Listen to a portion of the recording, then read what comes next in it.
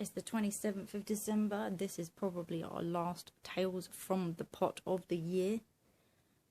Before we get into the main event, as you know, we'll be demoulding some stuff. I just wanted to briefly show you. The resin I've been using is by Wonder Hut. This is on Amazon.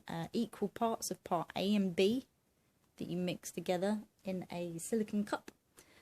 Also, my gorgeous mask that I use. This definitely prevents you from inhaling anything you don't want to inhale. So that's most things when you're working with resin. Resin dust also comes in handy for various other bits and pieces if you're sanding stuff in the house or whatever. There's some nice filters in there, and actually stops mica powder getting in your lungs. Definitely don't want that in there. Also, we've got these really gorgeous, sexy goggles. Look at those. I mean, these are just height of fashion right now. The good thing about these is they have some air holes up here. They'll still probably steam up a bit, but they have some air holes. Not really enough for stuff to get in. But to be honest with you, it's more about stopping the stuff getting in your eyes. These are from Resinate. I think they're on Etsy as well. You can get them directly from their shop. What I didn't show you from before is a set of dice that my partner made. Now these dice, he wasn't really sure about. These ones here are red, basically red alcohol ink, black alcohol ink and orange alcohol ink. This was not what he was going for, but actually I really like the way the black is hugging the corners there of the mould, and when you kind of look at them in the light, they look more like embers of a fire. There are sort of clear bits which you can see in the 8 there. This was not what he was going for, but this is what he's ended up with, and I actually think they are pretty cool. I will show you what else we made. In this tray here, this was the large chunk that I did with probably too much nail powder in, but that's okay. The other ones that we made here, these are in the process of being polished up at the moment.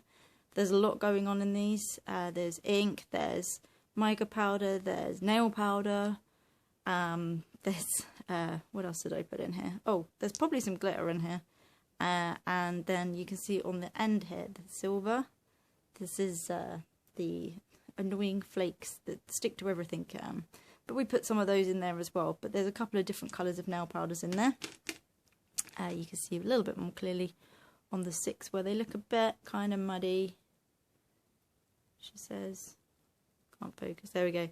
You see it looks a little bit muddy, but actually when you catch it in daylight, proper daylight, when there is daylight, it's still kind of dark here. They look very, very different, very, very cool. So we've got those. I also made poop dice. Now you're probably wondering what poop dice are. There's a poop dice. It's a sparkly poop dice, and yes, you can polish a poop dice. That's exactly what I'm doing. So this was one of those cheap molds, you know, that you get from Wish or wherever.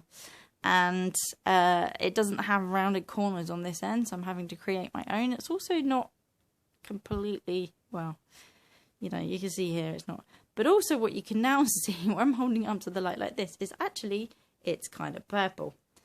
The whole dice itself was meant to be purple, this kind of dark purple. Now, whatever's in the ink that I have got, for some reason, goes this like weird orangey colour, and yeah, so this dice is supposed to be that colour purple that you can see, but actually it looks more like poop brown. Glitzy poop brown, but poop brown. Unfortunately, I woke up extremely early whilst these were in the pot and had this horrible thought that they were going to look kind of gross. Now, they are kind of interesting because in the right light, they are actually the colours that they were meant to be. But as you can see, with no lighting, they basically look like slightly sparkly poop or chocolate, which isn't what I was going for at all. As I say, with the right lighting, they actually look quite pretty. Now, the dark brown bits, I'm not really too sure what was going on there. You can see we've got some kind of mylar flakes in here. We've got purple, we've got dark blue ink, and I think what it is the purple ink that went in here is not good. I had a set of dice that went kind of orangey, and I'm pretty sure it was due to that. So let's just see if we can get a little bit closer there. You can kind of see coming through. There we go. See, they kind of look nice there, but when they don't have light in the right place, they just look a bit nasty. So I am polishing them up. I'm feeling gold ink on these. I don't know. I'm not really too sure what to do with them exactly. Some people like them. I've had some people on Twitter who said they like them, so that's cool. Maybe they will want them. You never know. So the other thing that I wanted to go through real fast is we have some masters. Now these ones here, these are just practice ones. These are, as you can see, this one has been printed. It's got the jaggedy bits on it still. I'm trying to dissuade a cat from getting up here. So there's some jaggedy bits on here still. And this 4 here is quite sharp actually. And then obviously it's not finished at all. So these are practice dice, so I'm just polishing them up. They actually feel quite different to one of these types of dice when you're using them and sanding them and polishing them and stuff. So I've just put them in a little pot away from my other masters, and I have got one here that I have partially done. So you can probably kind of see there, that dice face is not polished. Well, this one is kind of partially polished.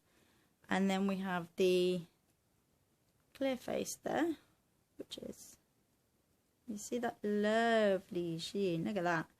I did this one by hand to begin with because I wanted to see not how much paint I could put myself through with my DeQuervins, which this morning is playing up, but I wanted to see what difference it would make. And as you can see, obviously looking at one of these, unsanded, unpolished, versus what I've done so far just by hand, it's quite different. So this also is a practice dice here. This is not part of my master set. I'm not going to show you my master set just yet, because I want that all to be a nice surprise when we get that far. I'm just going to move this light here a little bit so you can see a bit better.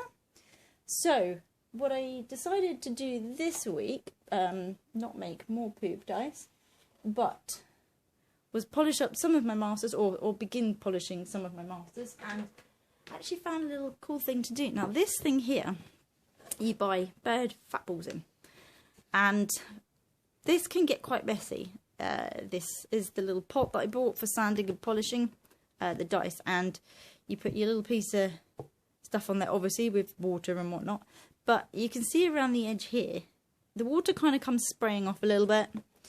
So I've got my cloth in here so that I can wipe it down, but also it's a bit ickly. You can see where the sanding stuff, polishing stuff, bits of dice basically coming off in finer form, and it splatters everywhere. Now you can wear a pinny, you can work in one of those boxes, but actually this works quite well because you can rest your arm on the edge of the box and hold on to your dice. Now if you have DeQuervins like I do, probably once you've polished 20 faces of a single die, your thumb's going to be twitching.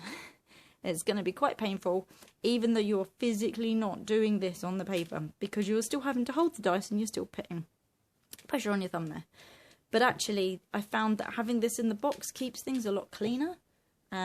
This little gizmo I got on Amazon. It's got a speedometer thing. We'll call it a speedometer. And then the up and down makes it go one way or t'other. It's pretty good value, I would say, for what I've been able to do with it. It has saved my hand quite considerably. I think I probably could have managed maybe only a couple of faces on my masters if I'd only been using the papers and my hand.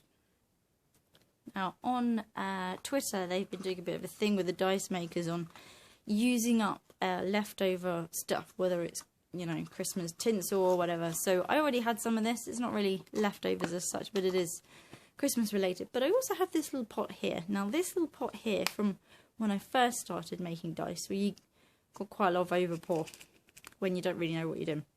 So what I did was I waited until it had set and then just kind of snipped it into little pieces. As you can see, there's a few different colours there. You probably recognise the green from some of the earlier sets and some of the pink as well. Snipped it up, put it in there. Thought, yep, can use that for something. Wasn't quite sure what. what we've decided to do is try and just do a thing to, you know, utilize some leftover stuff. Now, what I did with this, I bought this mold anyway because I wanted to see if we could make a wee diorama, and we're going to get this out of there. I will show you. Oh, look at that. So this bottom part here, you can see that, is bits of leftover resin I had trimmed off to make a seabed for all intents and purposes.